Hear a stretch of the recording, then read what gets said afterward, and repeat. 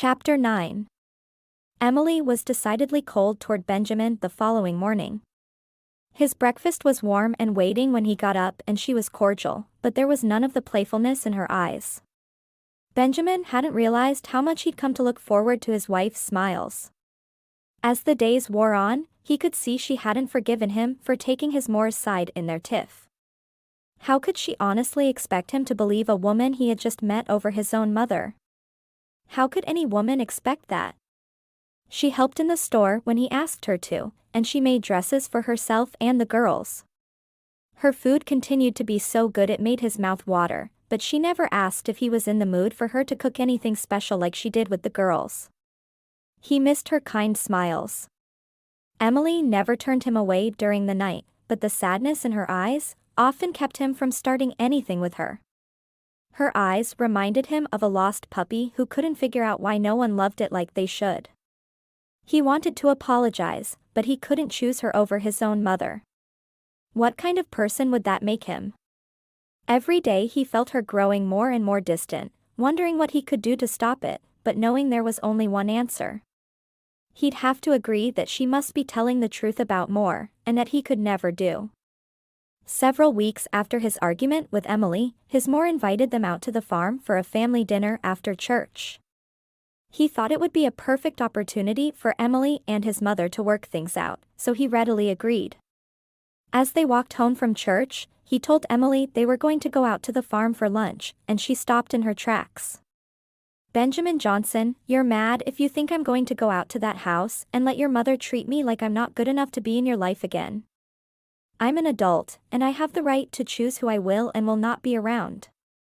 I choose not to be around her." She crossed her arms over her chest and glared at him.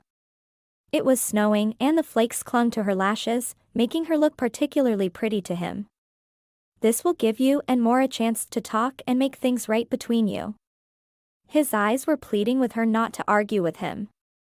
He wanted to see the end of her animosity toward his mother. He couldn't stand much more anger in his household. "Did your mother say she wanted to make things right? Or are you assuming she wants to?" He looked down, and she had her answer. Her mother-in-law had no desire to make things right with her, because she saw her as a temporary guest in her son's household. For a woman who professed to be Christian, she was certainly willing for her son to divorce. "Please, Emily. I don't want there to be any more hard feelings between us." His voice was pleading with her, and she almost felt guilty for what she knew her answer had to be. She shook her head adamantly.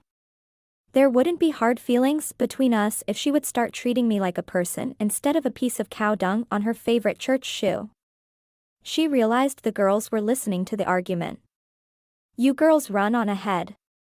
We'll be there in a minute." She smiled as she spoke to the girls to try and soften what they'd heard her say to their father. "I want our marriage to work, Emily. I care for you a great deal, and I think you make a wonderful mother for the girls. Would you please try?" She noticed he'd said he cared for her. Not he loved her. She shook her head. "There's no reason for me to try. Your mother has made it clear she doesn't want me in her house. I won't go back." She shrugged. "You're welcome to go by yourself or take the girls. I can stay home alone. It won't hurt me one bit." She started walking toward the house without another word. She'd never been stubborn about anything in her life, but this was something she would not back down on. She couldn't let him take his mother's side over hers and still hold her head up. She simply couldn't. "I can't go without you. What would I tell Moore? I really don't care what you tell your mother. Did you care how I'd feel about going to her house with the way she treats me?" She didn't pause as she hurried to the house. Once she was inside, she went into the kitchen and started a fire in the stove in the kitchen. Benjamin sighed as he watched her walk away. How was he ever going to make things right with his wife again? Asterisk. Benjamin went into the barn to talk to Farr while Georgie stayed in the house to play with his Moore. Abby had adamantly refused to leave, saying she wanted to stay with Emily. He threw his arms up and left them both, Georgie happily skipping along behind him. The little girl seemed oblivious to the fight he just had with Emily, even though she'd witnessed most of it. I don't know what to do. He knew his voice was defeated as he went to the one man in the world who always had the right words to help him. Far looked up at him from where he was leaning against the stall of one of the horses. About Emily refusing to come out to see us? Benjamin had made up an excuse about Abby having a tummy ache and needing to stay home and Emily staying to nurse her. His mother's eyes had narrowed at the words, but Far had just nodded as if he'd expected it. You knew I was lying? He'd been worried about that. He hadn't wanted to lie to them, but how could he tell his parents his wife refused to go into his mother's home? Yeah. And so did your Moore. I hated lying to you, but Emily's made up some story about how Moore tells her she's not good enough to be my wife and not good enough to be the mother of my children. She says Moore says hateful things the moment my back is turned. Benjamin kicked at the hay on the floor of the barn. I thought she was such a sweet woman, but she really seems to hate Moore. He hated admitting he'd made such a huge mistake to his father. Far watched Benjamin for a moment. What makes you think Emily made the story up? Benjamin stared at his father for a moment before he realized he must be joking. Well, of course she made it up. Moore wouldn't treat anyone that way. Especially not someone who made the girls and me so happy. He sighed, knowing his father wouldn't like someone who could treat his wife so badly. You were our youngest, so you probably didn't notice a lot of things that happened under our roof over the years. Your Moore is one of the most headstrong women I've ever met.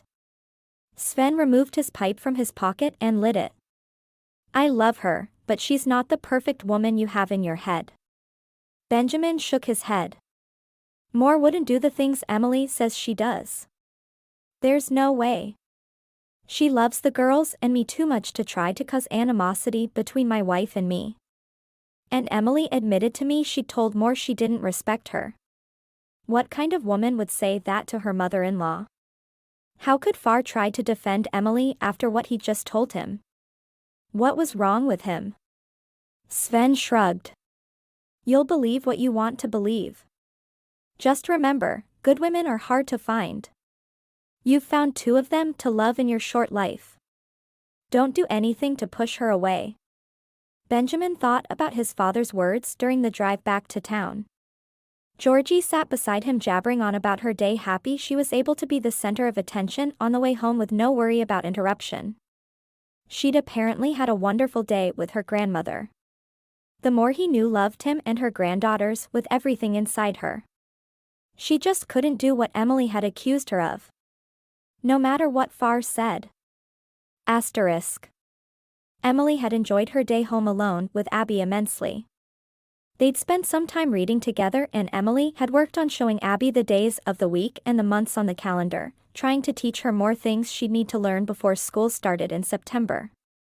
It was while Emily was teaching Abby about the months of the year that she realized she had missed her monthly cycle. It was the beginning of October the last time she'd had it. She looked carefully at the calendar, realizing it was now the beginning of December. She'd already started making the Christmas gifts for the girls.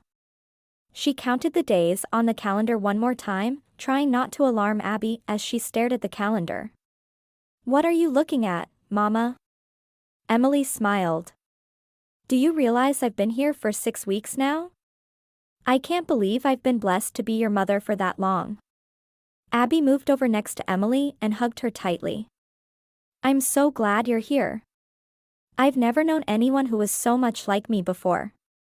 You mean, because I'm shy and don't like being around big crowds either? Emily stroked Abby's hair out of her face as she asked the question. Abby's hair was always coming out of her braids and hanging loose around her face. Abby nodded. I like to be at home and so do you. I do.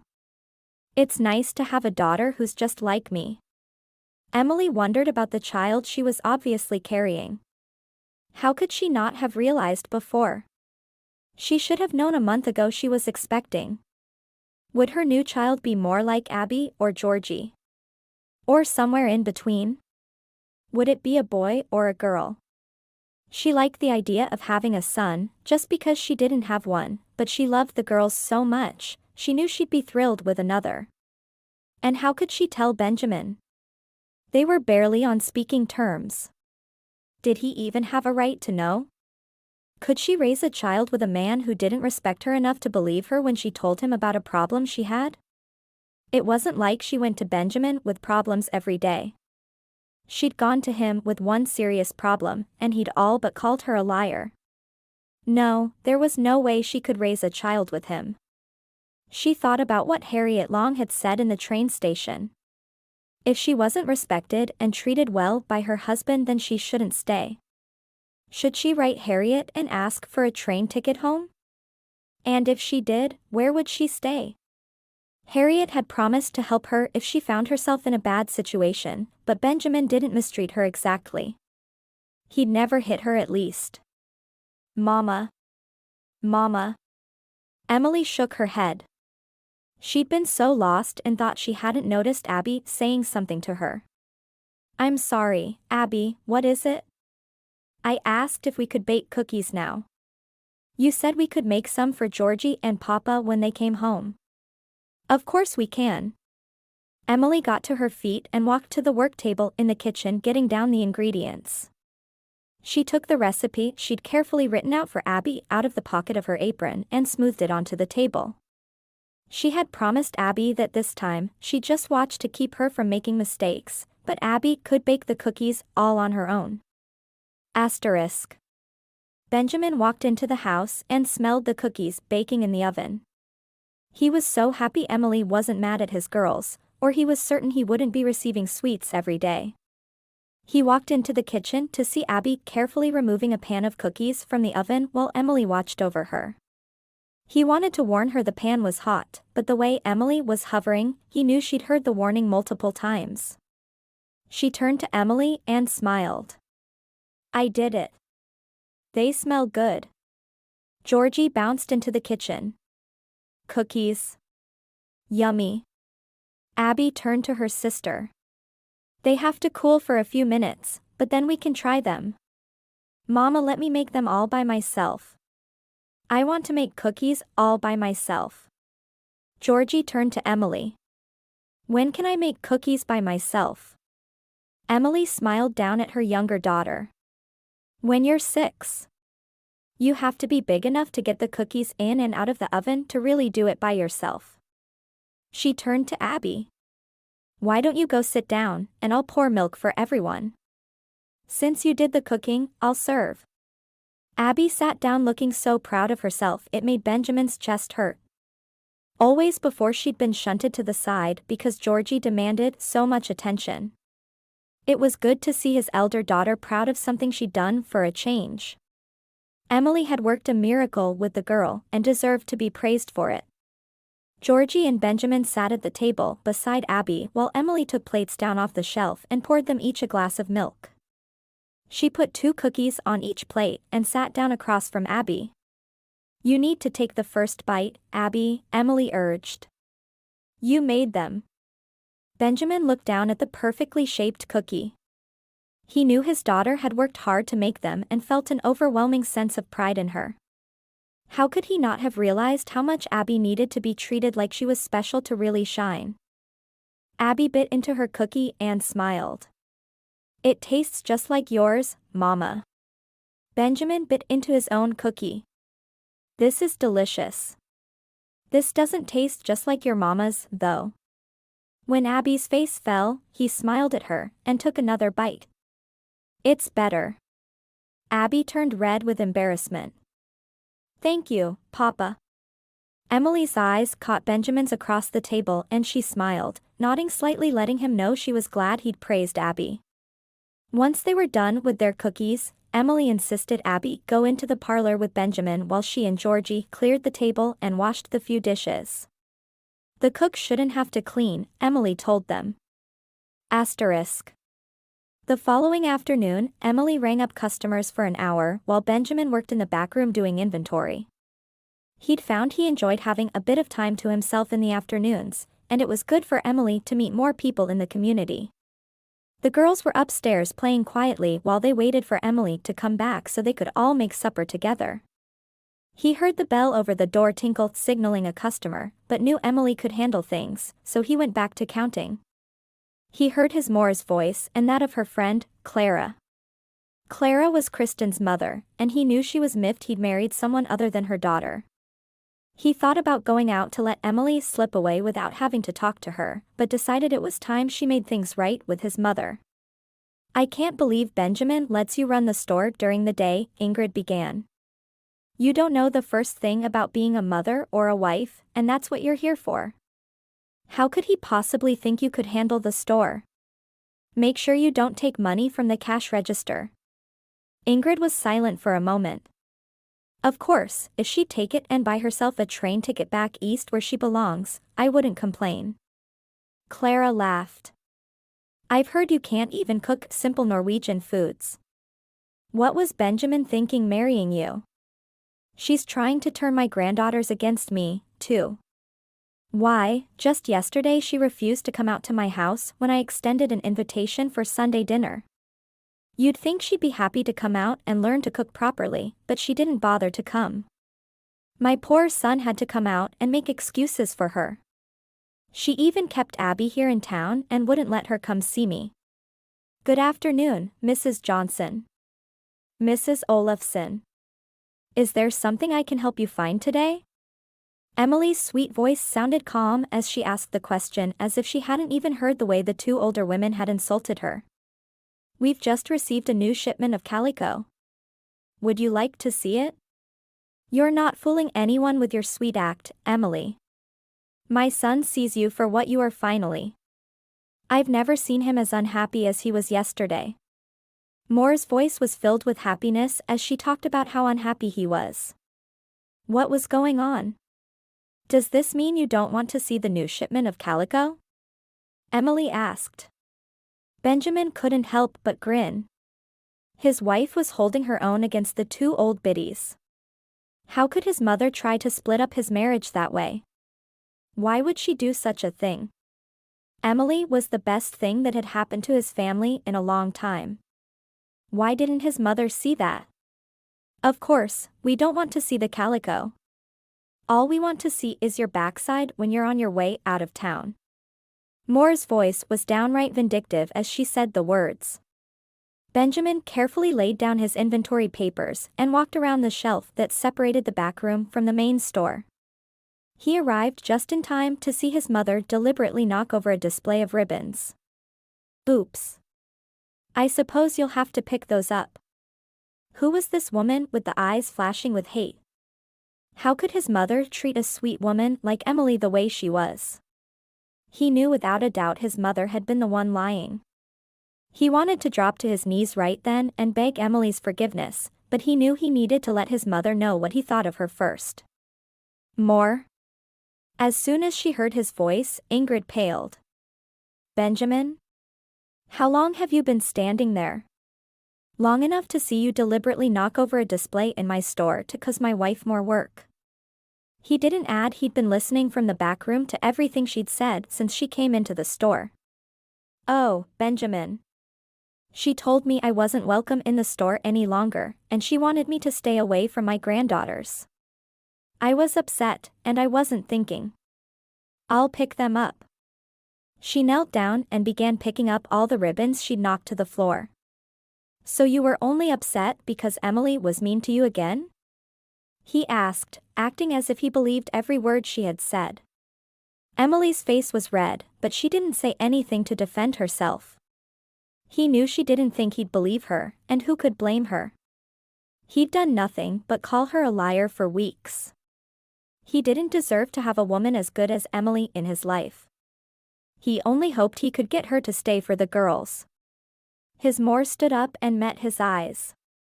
"That's exactly it. I don't know why she hates me so much."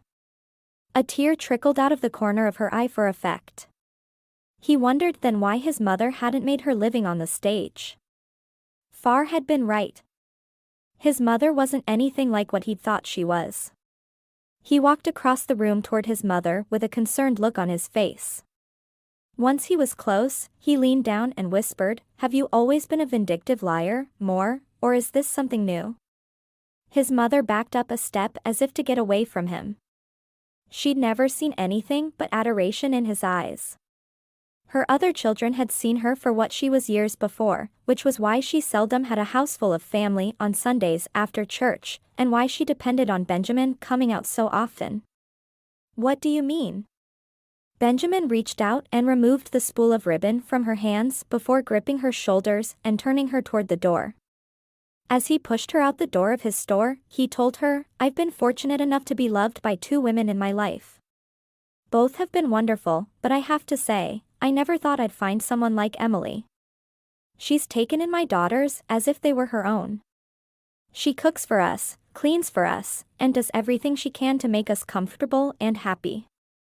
I'd think you'd be thrilled that she came into our lives. Instead, you spend your time trying to find a way to get her to leave me.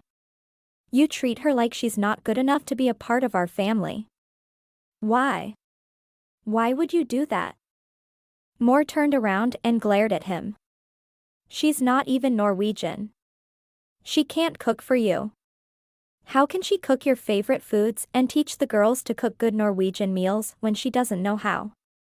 He blinked a few times. "You've done all this because my wife doesn't know how to cook Norwegian foods? Let me tell you something. I'd rather eat what my wife cooks any day of the week than eat your fine Norwegian cooking. She may not cook Norwegian, but she's a far better cook than you are, because she cooks with something you seem to be missing inside you.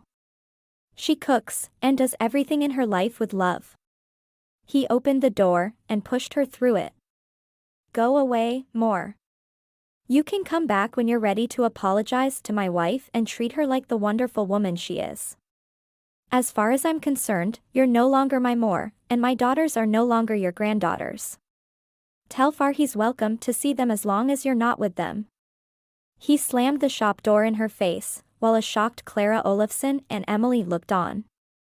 He ignored Clara and walked across the shop to Emily, dropping to his knees at her feet. "Emily, my sweet wonderful wife, will you forgive me for being an idiot and believing my Moore, when I should have believed you?" Emily covered her mouth with her hand to stifle the giggle that was threatening to come out and nodded. Benjamin got to his feet and pulled her into his arms, kissing her right there in the middle of the store when anyone could walk in right in front of Clara. "I don't deserve your forgiveness, but I will happily take it. You're the best thing that could have possibly happened to my girls and me." She sighed and snuggled into his arms, not caring if it was the proper thing to do for a change. "I love you, Benjamin," she whispered. He pulled away, looking down into her face to try to read her eyes to see if she was telling the truth. "I'm so glad, because I love you." He kissed her one last time before sighing. "It's too early to close up shop, but you need to get back upstairs to our girls." He pushed her toward the back room. "I'll be up as soon as I can." She smiled, looking forward to it. Maybe they could make their marriage work after all. Chapter 10. Benjamin hurried up to the house after work that evening. He found Emily in the kitchen as usual, finishing up supper. The table was set, but the girls were nowhere to be seen. He stepped up behind Emily and wrapped his arms around her, kissing the side of her neck while she stirred the stew on the stove. "Supper's almost ready," she told him as she tilted her head to the side to give him better access. "I feel terrible about not believing you." She turned in his arms. "You should." Her eyes met his, but he could see the hurt that was still there. "I appreciate the fact that you finally figured out your mother was lying to you, but it still hurts that you didn't believe me from the beginning. I've never lied to you, yet you immediately jumped to the conclusion that I must be lying." He shook his head. "I honestly have been afraid of falling in love with you since you got here. How I felt had just hit me while I was talking with Far when Moore told me those lies about you. Anna and Moore loved each other. Anna was another daughter to her, probably because we'd grown up together." He stroked his hands over her shoulders soothingly as he spoke. "I'd been praising you and talking about what an amazing woman you are when we stepped outside and I saw you waiting beside the buggy for me instead of staying in the house and helping Moore. I have no excuse other than believing what Moore said made it easier to decide I couldn't know everything there was to know about you, so I must not be in love. But why wouldn't you want to love me? Was I so repulsive to you? Her voice was filled with hurt, but her eyes met his straight on. Of course not. He turned away, pacing across the kitchen as he tried to find the best way to explain how he felt. I've known Anna since our first day of school. We played together at recess, and I played all the usual pranks on her. She was a part of my life for 20 years. I think I knew I would marry her from the time I was 12 years old. He swallowed hard before continuing. Just sending off for a mail-order bride made me feel as if I was betraying Anna. The girls needed a mother so badly, but I felt like I should wait another year or two. But I didn't. I gave in to their needs, because I love them. I expected to see you as a friend, and maybe a partner in parenting that I had the added benefit of sharing a bed with. She sighed and turned away from him, checking on the biscuits in the oven. I really didn't want to love you, but I couldn't help myself. You were so good with the girls from the first day. Anna was a good mother to both girls, but she could never understand Abby. They simply didn't mesh well. He frowned.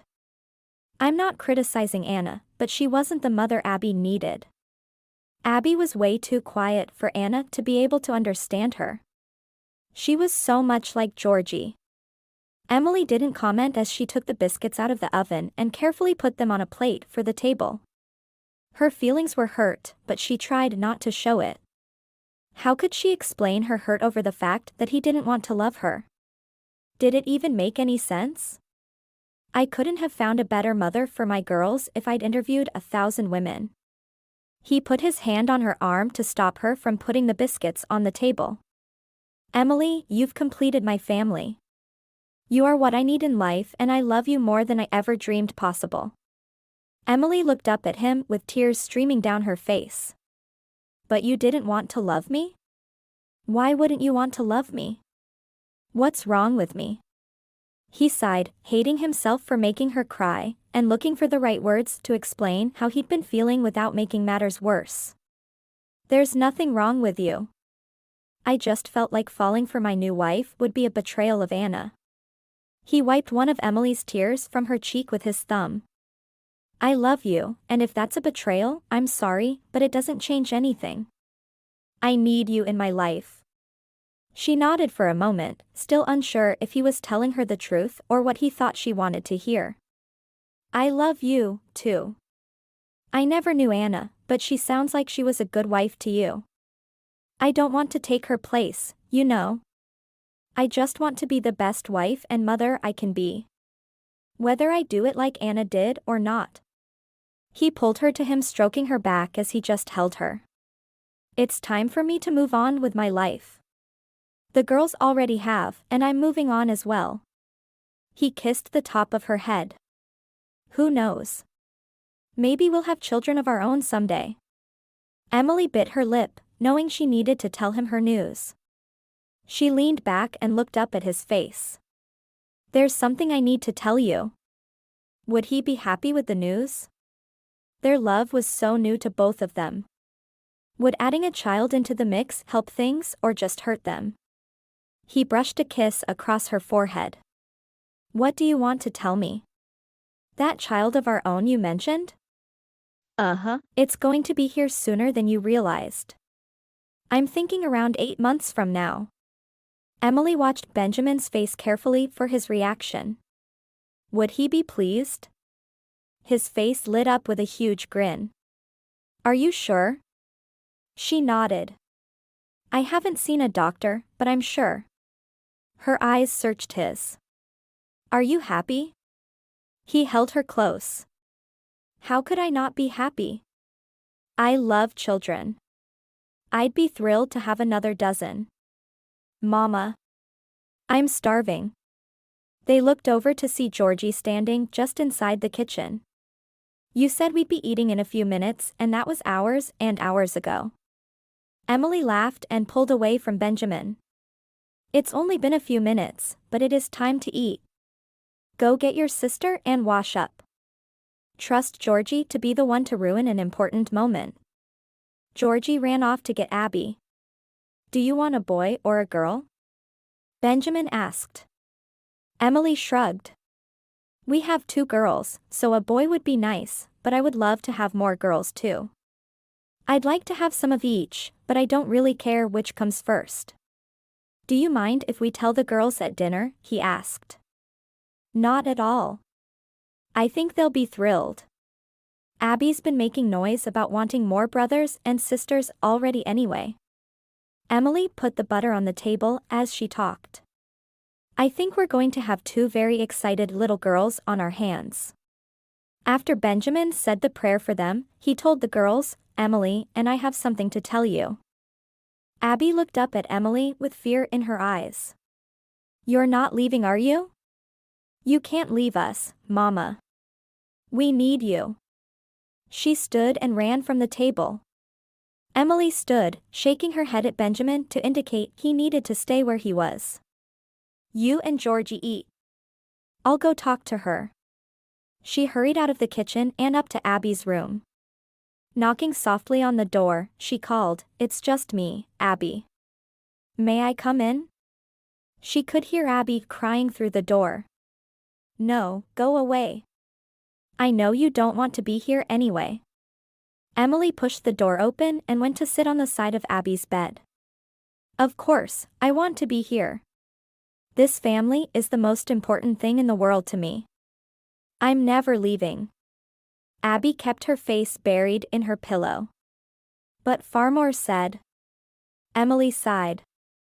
Her mother-in-law had said altogether too much lately. She stroked her hand over Abby's hair. What did she say? Abby sat up sniffling. She said you didn't love us, and you belong out east. She said you weren't meant to be our mother or you'd have been born Norwegian. She ran her hand under her nose, wiping it on her sleeve. I don't care if you're Norwegian or not. I just want you to stay and keep being my mama. I'm not going anywhere, Abby. I promise. What was Papa going to tell us then? Emily stood and held her hand out for Abby. Why don't we go find out? I'm sure he waited for us, because he wanted to tell you and Georgie together. They walked back down to the table hand in hand. Emily was happy that Abby wanted her as a mother so badly, but she wished she could convince the girl that she loved her and would never leave. Emily smiled and nodded at Benjamin to let him know everything was okay, as she sat down with Abby at her side. Abby looked at her father, her eyes still bright with tears. What were you going to tell us, Papa? Benjamin glanced between Emily and Abby, but knew he'd have to wait until later for answers. You're going to have a little brother or sister? Abby's eyes widened as she turned and stared at Emily. A baby? You're really going to have a baby? When Emily smiled and nodded, she launched herself out of her chair on top of her mother. That means you're really not leaving. Oh, Mama. I'm so happy you're going to stay with us forever. Emily hugged Abby while stroking her hair. I keep telling you I'm not going anywhere.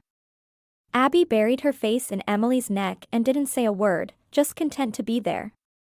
Benjamin looked at Georgie.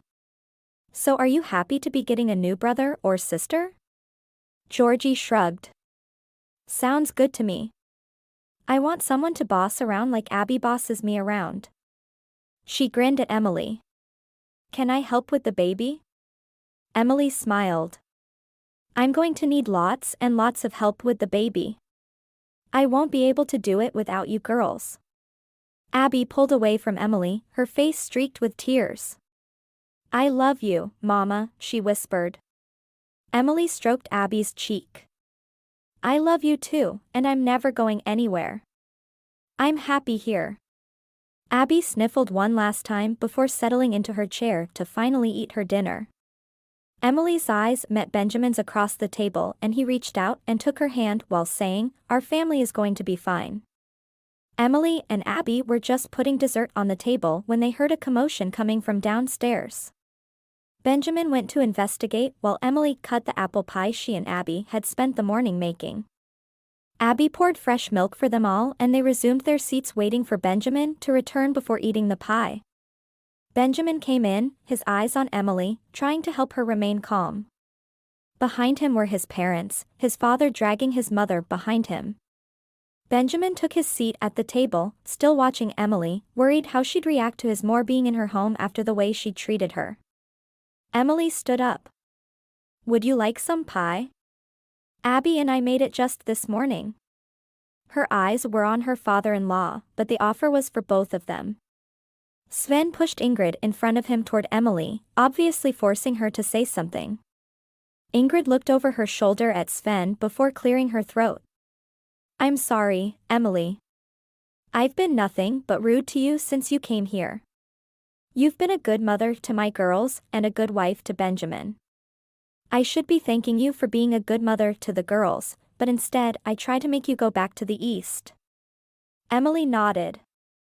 She'd expected an apology, because she knew her mother-in-law wanted to be able to keep in contact with her son and granddaughters. She knew she couldn't possibly mean it, though. Her mother-in-law still considered her inferior in every way. There was no doubt in Emily's mind the apology was coerced and meant nothing. She was at least acknowledging her bad behavior, though, and Emily wasn't going to be rude.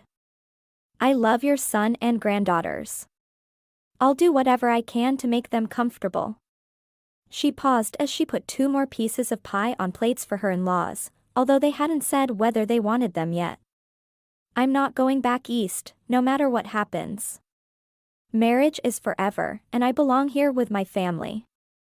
Sven took the pie offered him and sat down to fork up a bite.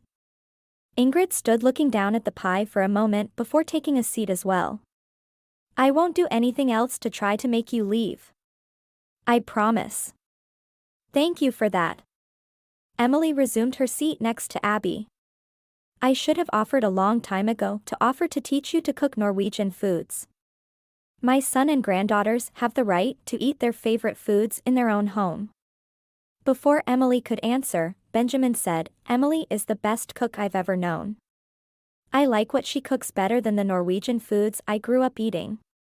She doesn't need to learn to cook Norwegian to keep my family happy." Emily stared in shock at Benjamin. She'd never heard him say anything even remotely rude to his mother before today, and she was trying to apologize, and he was still being rude. "I'd still like to learn to prepare your favorite dishes." He shrugged. "I haven't missed them, and I'll still eat them when we go to Moore's. I don't need to have Norwegian cooking at home." His eyes met his mother's as he said the words, letting her know just how strong his backing of Emily was. Ingrid took a bite of the apple pie in front of her, at a loss as to why her son was behaving the way he was. Her eyes widened. "This is very good. Maybe I should be coming to you for cooking lessons." Ingrid had been very proud of her cooking. For years, she'd been the undisputed best cook in the area with requests for her pies for weddings frequent. Emily hid her smile. "I enjoy your cooking." Abby smiled, her whole face lighting up as she watched her grandmother finally being nice to her new mama. "My mama is the best cook in the whole wide world." Sven smiled at Abby. "You may just be right about that, Abby." Georgie looked at Ingrid. "Far more, we're having a baby." Ingrid's hand went to her throat in surprise. "A baby?" She looked at Benjamin, who gave a quick nod. "Another grandchild? And I've been causing you stress?" She jumped up from her chair and began clearing the table. "If there's anything you need to help you, just let me know. I can start coming into town a couple days per week to help with the housework." Emily laughed. "I'm pregnant, not an invalid. I'm perfectly capable of taking care of my family. Have you been sick in the mornings?" "Just a little, but I'm sure it's coming. When I got to the worst of my morning sickness, I'd always bake up muffins the night before and let everyone have cold muffins in the mornings. I had a hard time even thinking about cooking, my stomach was so upset." Emily nodded. "That's how it was for my employer in Massachusetts as well. She couldn't even come into the room when I cooked breakfast. Most of the time I'd take her some dry toast and some tea. Emily got to her feet and worked side by side with her mother-in-law doing the dishes and cleaning up. Georgie and Abby helped them with the clearing, and then Abby swept out from under the table. Ingrid looked over her shoulders and watched the girls work. "You've got the girls working so much harder than I've ever seen them. They always complained when Anna or I told them to work. What's your secret?" Emily shrugged. "I've just always asked nicely and shown them how to do it properly. They both seem to like being useful." She quickly dried the dishes as her mother-in-law washed them. Within minutes they were finished and the girls were sitting at the table with the men. Ingrid hugged Emily tightly. "I'm really sorry for never giving you a chance. I promise to do better." She looked over at Sven sitting at the table talking to Benjamin. "Let's go. I need to get home and start making a quilt for my new grandbaby." Ingrid shrugged into her coat and wrapped her scarf around her head as Sven got to his feet. "I know just the colors I want to use." She looked at Benjamin. "You're going to need to add on to this house. It's not going to be nearly big enough if she has babies this quickly." Ingrid was practically bouncing up and down at the idea of lots more grandchildren. "I'll never have enough grandbabies." She hurried down the stairs with her husband watching after her. Sven went to follow but turned to Emily at the last minute. "We're thankful you're the one who married Benjamin. We couldn't ask for a better daughter-in-law." He didn't wait for her reply, but headed down the stairs after his wife. Emily turned to Benjamin with a surprised look on her face. He grinned. "That's the mama I know and love. I really am sorry I didn't believe you when you said how she was treating you. It just didn't make sense to me." They went into the parlor to spend a quiet evening. Emily worked on sewing a dress for Abby while Benjamin read the paper. Abby and Georgie sat in the corner on the floor playing with their baby dolls. Emily noted the frayed condition of the dolls' clothes and promised herself she'd make them new doll clothes for Christmas. They could use a couple of doll quilts as well. She smiled as she thought of the looks on their faces when they opened them. She couldn't help but look forward to next Christmas when there would be another child to make gifts for. How had she been so blessed? Just months before, when her mother had told her she had 2 months to find a new home, she'd never imagined her life could take such a turn. She needed to write to her mother and let her know how happy she was. In bed that night, she snuggled close against Benjamin's side after making love. He'd been gentler than ever, obviously thinking about the baby growing inside her. "Are you happy about the baby?" he asked in a low tone. She lifted her head from his shoulder to look down at him in the darkness. "How can you even ask that?" "Of course, I'm happy about the baby. I can think of nothing that would make me happier." "Are you sure?" Benjamin's voice was worried. "I'm positive. I love children. I can't wait to hold one in my arms. You're so young. I hate that you're giving up your freedom to be tied down with a baby." She laughed. "You had Abby at my age. But I'd had years of courtship and loving my wife. You're just starting a new marriage, and already you're having a baby. We had 2 years with no children before Anna got pregnant." He stroked her cheek as she lay propped above him on the bed. "We started this marriage with children, and I wouldn't trade that for anything. I knew I was going to be an instant mother when I married you, and I'm happy I was. I love the girls, and I love you. I'm very happy to be having a baby. I've always wanted one. I wish I hadn't missed those early years with the girls, but I can't go back and change that now." He pulled her back down so her head was pillowed on his shoulder. "I'm glad. When you told me about the baby, all I could think about was how happy I was and how glad the girls would be. I never thought to wonder how it would make you feel to have another child." She rubbed her cheek against his smooth shoulder. "There was no need to wonder how I'd feel about it. I'm thrilled. I can't wait to see its little face." He held her close in the darkness. I do love you, Emily. I'm sorry that I made you feel bad. She shook her head. I'm fine. I guess I just feel like I'm constantly in competition with Anna, which is silly, but I can't get it out of my head that you chose her, but you found me by chance. Never feel like you're less than Anna. In some ways, you're a much better wife and mother. For our first year of marriage, she couldn't cook anything without burning it, and she'd cry if I didn't eat all of it. Emily grinned. Well, I certainly don't do that. No, you're a great cook. Georgie hasn't had to eat one bacon sandwich since you got here. He smiled thinking about the letter they'd sent that had brought her to them. You're a more natural mother than Anna was, too. Anna was unsure of everything. She loved the girls, but she was constantly running to her mother or mine when anything went a little bit wrong. She'd have had no idea how to handle Abby this evening, but you acted as if it was something you've dealt with every day.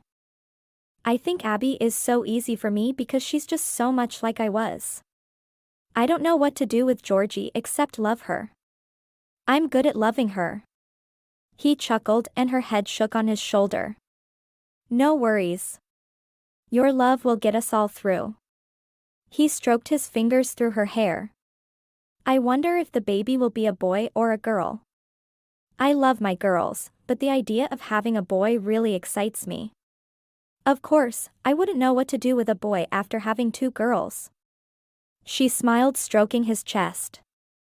We'll figure it out together if it happens. I'd be thrilled either way. Just so I have a baby in my arms, I'll be happy. Epilogue. 1 year later. Hurry and finish dressing, girls. They'll be here any minute. Emily had waited until the last minute before having the girls change from their play clothes. She checked on baby Clarence in his cradle before she made the last-minute preparations. There was hot coffee on the stove, and a batch of freshly baked cookies cooling on the work table. She had a huge pot of stew on the stove in case they were hungry when they arrived. She couldn't believe they were finally coming out to see her and meet her family. She heard the door open and flew down the stairs, flinging herself into her mother's arms. Mama. You really made it. I promised I'd be here, and I'm here. Jane pulled back from her daughter. Where are my grandchildren? Emily smiled and swiped the tears from her eyes before sliding her hand through her mother's arm and walking up the steps with her. The girls are changing into clean clothes and Clarence is asleep. Abby and Georgie were waiting for them in the kitchen. They'd changed into clean dresses and Abby had brushed her sister's hair until it hung in an untangled heap down her back. Abby's own hair was still in the 2 braids Emily had put it into that morning. These are my girls, Mama. The older one is Abby, and the younger is Georgie. Georgie barreled across the kitchen to hug her new grandmother, not at all worried about her reception. Abby held back, but soon followed and hugged Jane as well. Abby had become more confident in the year Emily had been with them, but her personality was still as quiet and shy as ever. Georgie was as boisterous as she had always been. Jane smiled at the 2 girls.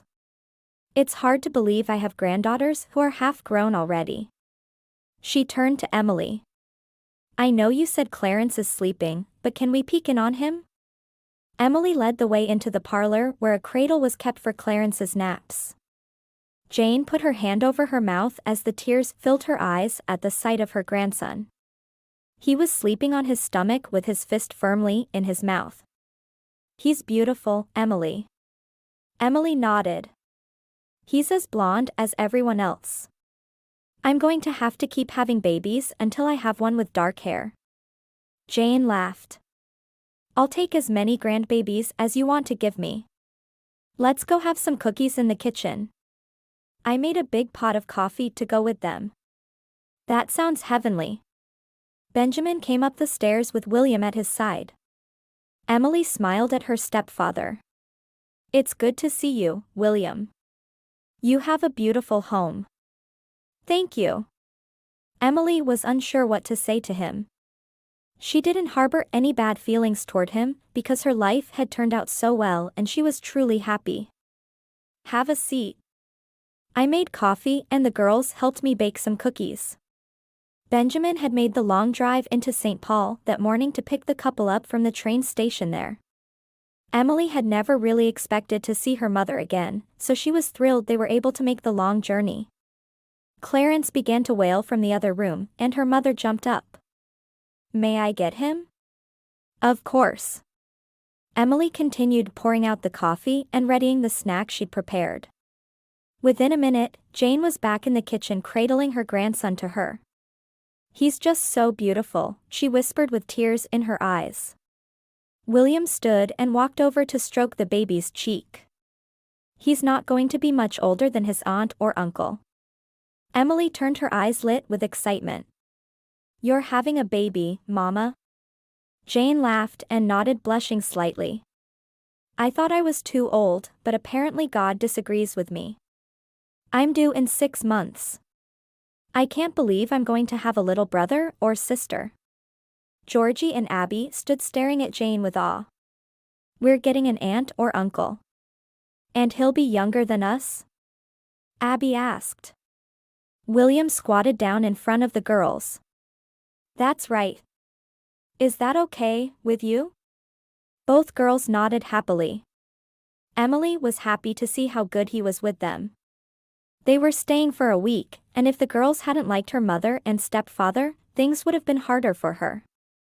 Later that evening, her mother slipped her a letter.